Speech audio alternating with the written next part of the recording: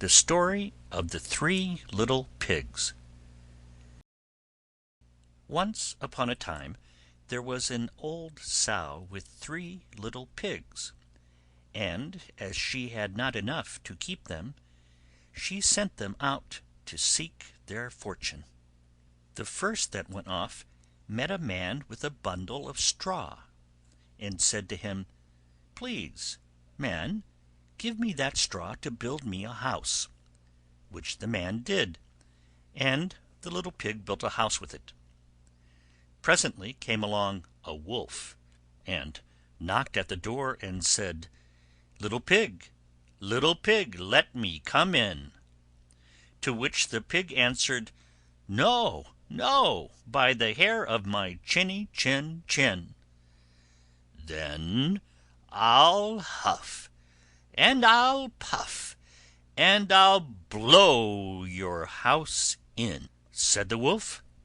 So he huffed, and he puffed, and he blew his house in, and ate up the little pig. The second pig met a man with a bundle of furs, and said, "Please, man, give me that furs to build a house," which the man did, and the pig built his house. Then along came the wolf, and said, little pig, let me come in." "No, no, by the hair of my chinny chin chin." "Then I'll puff, and I'll huff, and I'll blow your house in." So he huffed, and he puffed, and he puffed, and huffed, and at last he blew the house down, and ate up the second little pig. The third little pig met a man with a load of bricks, and said, "Please, man, give me those bricks to build a house with." So the man gave him the bricks, and he built his house with them. So the wolf came, as he did to the other little pigs, and said, little pig,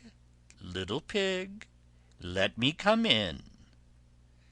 "No, no, by the hair of my chinny chin chin." "Then I'll huff, and I'll puff, and I'll blow your house in." Well, he huffed, and he puffed, and he huffed, and he puffed, and he puffed, and he huffed, but he could not get the house down.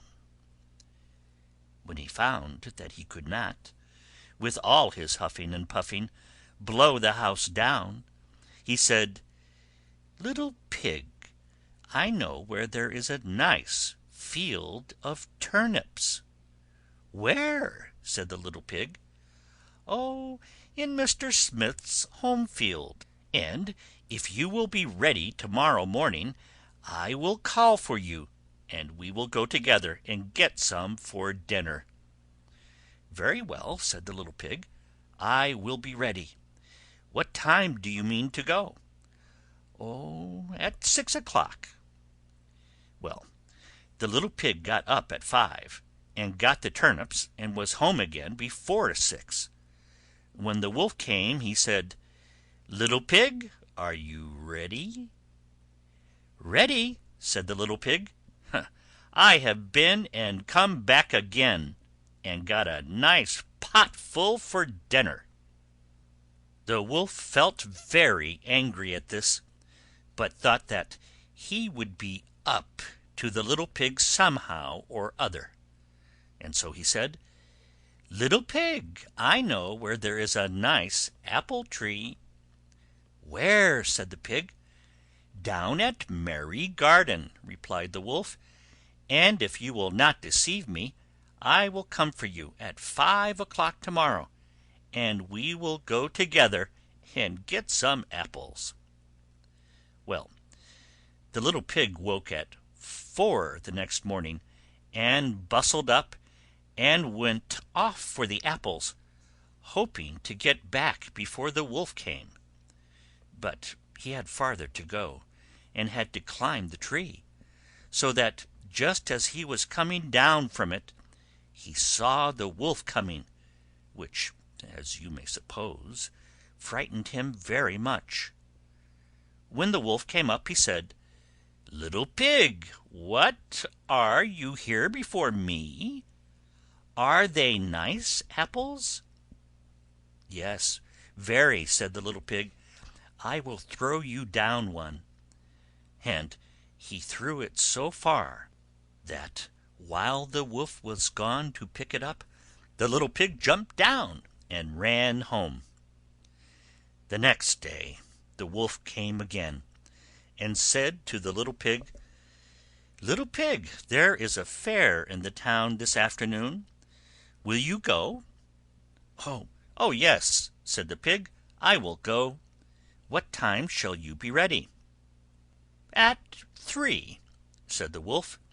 So the little pig went off before the time, as usual, and got to the fair, and bought a butter churn, and was on his way home with it, when he saw the wolf coming.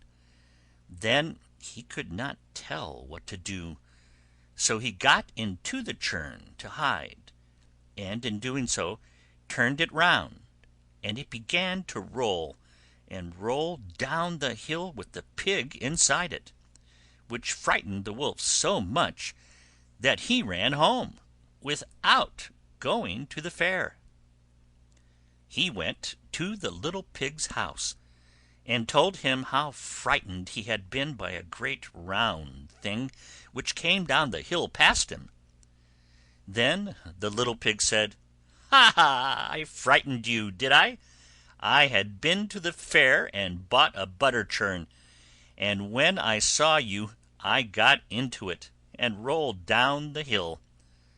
Then the wolf was very angry indeed, and declared he would eat up the little pig, and that he would get down the chimney after him. When the little pig saw what he was about, he hung on the pot full of water, and made up a blazing fire, and just as the wolf was coming down, took off the cover of the pot, and in fell the wolf, and the little pig put on the cover again in an instant, boiled him up, and ate him for supper, and lived happily ever after.